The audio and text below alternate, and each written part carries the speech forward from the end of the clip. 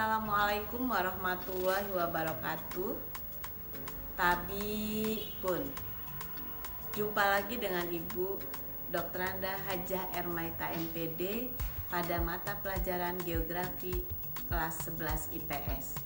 Pada kesempatan ini kita akan membahas materi yang pertama, yaitu posisi Indonesia sebagai poros maritim dunia. Posisi strategis Indonesia sebagai poros maritim dunia.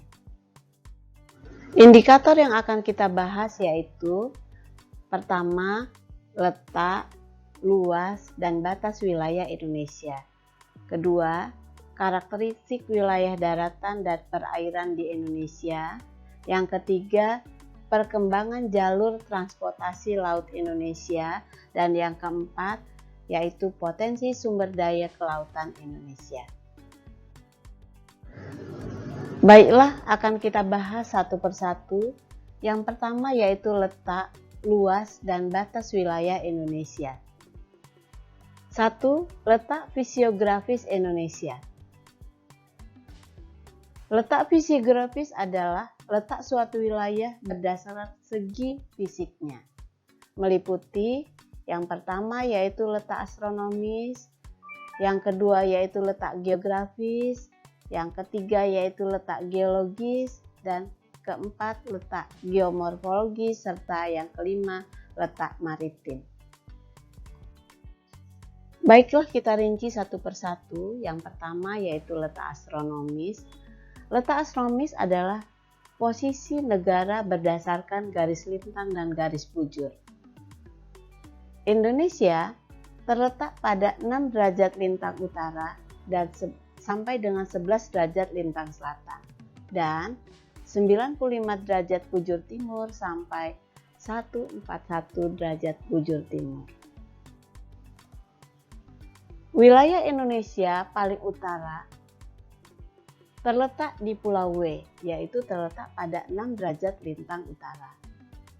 Wilayah Indonesia yang paling selatan terletak di Pulau Rote, yaitu pada 11 derajat lintang selatan. Wilayah Indonesia paling barat terletak di kota Sabang, yaitu pada garis bujur timur 95 derajat. Sedangkan wilayah Indonesia paling timur adalah terletak pada 141 derajat bujur timur, terletak di kota Merauke. Yang kedua yaitu letak geografis. Letak geografis adalah letak suatu wilayah dilihat dari kenyataannya di permukaan bumi.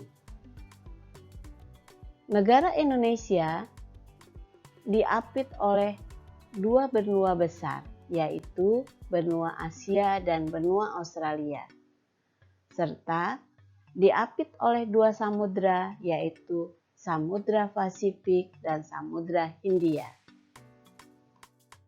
Yang ketiga yaitu letak geologis. Perhatikan peta regional geologi Indonesia berikut. Wilayah Indonesia dilalui dua jalur pegunungan muda dan merupakan pertemuan tiga lempeng tektonik, yaitu lempeng Asia, lempeng Australia, dan lempeng Mediterania. Berada pada dua dangkalan, yaitu dangkalan Sunda dan dangkalan Sahul. Yang keempat yaitu letak geomorfologis. Letak geomorfologis adalah letak berdasarkan tinggi rendahnya suatu daratan terhadap permukaan air laut. Hal-hal yang mempengaruhinya yaitu yang pertama, perbedaan suhu mempengaruhi jenis tanaman. Yang kedua, menentukan kandungan mineral dalam tanah, dan yang ketiga, menentukan kepadatan penduduk. Yang kelima yaitu letak maritim. Letak maritim merupakan letak suatu tempat ditinjau dari sudut kelautan. Kita tahu bahwa Indonesia dikelilingi oleh lautan yang luas. Manfaat posisi maritim Indonesia. 1. Membuka peluang kegiatan perekonomian bidang pelayaran, perikanan, dan pelabuhan. Yang kedua, posisi Indonesia dapat dipertimbangkan dalam politik dunia. Indikator yang kedua yaitu luas dan batas wilayah Indonesia.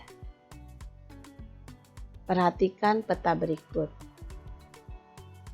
Luas laut Indonesia lebih kurang 3.257.483 km persegi.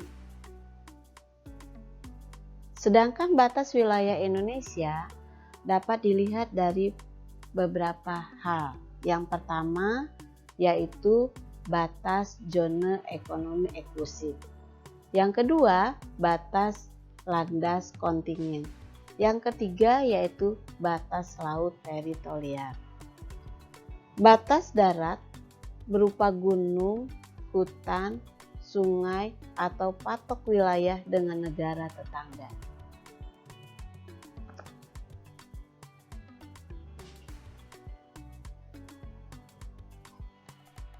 Berikutnya, karakteristik wilayah daratan dan perairan Indonesia. Kita tahu karakteristik itu adalah ciri khas. Jadi, dalam hari ini kita akan melihat ciri khas dari wilayah daratan dan perairan Indonesia. Karakteristik wilayah daratan, kita pada Sirkum Mediterania membentuk busur pegunungan luar dan busur dalam. Busur dalam bersifat vulkanik, sedangkan busur luar bersifat non-vulkanis. Kemudian Sirkum Pasifik membentuk cincin api Pasifik yang memiliki 2 cabang di Indonesia. Berikutnya adalah wilayah perairan. Wilayah perairan yaitu danau, sungai, laut, teluk, dan samudra. Ketiga, perkembangan jalur transportasi laut Indonesia. Nah, perhatikan pada peta berikut, itulah jalur transportasi laut Indonesia.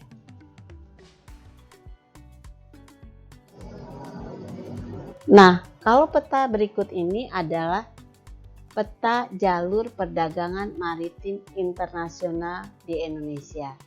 Perhatikan peta ini dengan seksama, pahami agar kita dapat mengerti bagaimana jalur perdagangan maritim internasional di Indonesia. Yang keempat yaitu potensi sumber daya kelautan Indonesia. Kita tahu sumber daya itu apa? Sumber daya itu adalah segala sesuatu yang ada di alam yang dapat dimanfaatkan untuk kebutuhan hidup manusia. Nah, kita lihat sekarang adalah sumber daya kelautan Indonesia. Betapa kayanya Indonesia akan sumber daya kelautannya. Nah, yang pertama yaitu sumber daya perikanan. Kita berdiri di pinggiran pantai, kita dapat lihat begitu banyaknya, begitu melimpah ruahnya ikan yang ada di perairan laut. Yang kedua yaitu energi kelautan, dan yang ketiga yaitu migas, minyak, dan gas bumi. Yang keempat yaitu wisata bahari, dan yang kelima yaitu industri maritim, serta yang keenam adalah transportasi.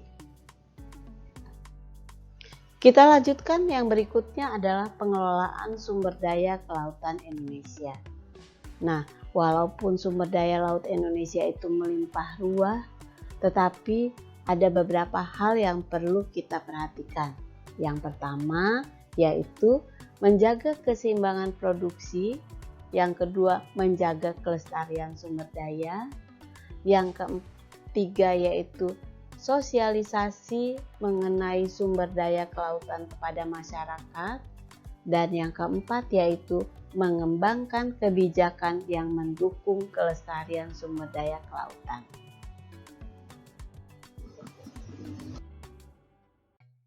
Demikianlah pembelajaran kita hari ini. Kita akhiri, tetap semangat, jaga kesehatan. Wassalamualaikum warahmatullahi wabarakatuh.